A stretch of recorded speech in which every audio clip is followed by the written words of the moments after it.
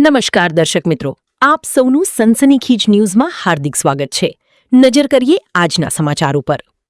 વડોદરા મહાનગરપાલિકાની દબાણ શાખાની ટીમ દ્વારા વોર્ડ નંબર 6ના વારસિયા વિસ્તારમાં દબાણો દૂર કરવાની કાર્યવાહી શરૂ કરાઈ હતી. વડોદરા શહેરમાં ઠેર ઠેર રોડ રસ્તા પર લારી ગલ્લા ઊભા કરી દઈ દબાણ કરવામાં આવે છે, જેને લઈને લોકોને હેરાન પરેશાન થવાનો વારો આવે છે.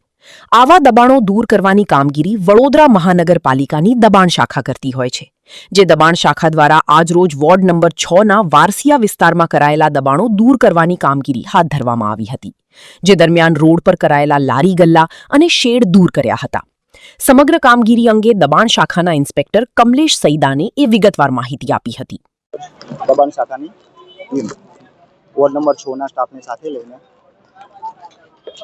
વોર્ડમાં વિસ્તારમાં આવતા વારસિયા વિસ્તારમાં નર્તરૂપ દબાણો જમા લેવાની કામગીરી હાલ ચાલુ છે. અન્ય કયા વિસ્તારમાં કામગીરી કરવામાં કેટલો મુદ્દામાલ જપ્ત કરવામાં? હમણાં તો લગભગ એક ટ્રક ભરીને મુદ્દામાલ જમા થશે, આગળ કામગીરી થશે તે હિસાબે જોઈશું. કઈ ટીમ આપી શકે? દબાણ શાખાની ટીમ છે અને વોર્ડની ટીમ છે. 6-7 લારીઓ અંદાજે થશે ઉઠાવવાની. હું દબાણ ઇન્સ્પેક્ટર કમલેશ સૈદાની.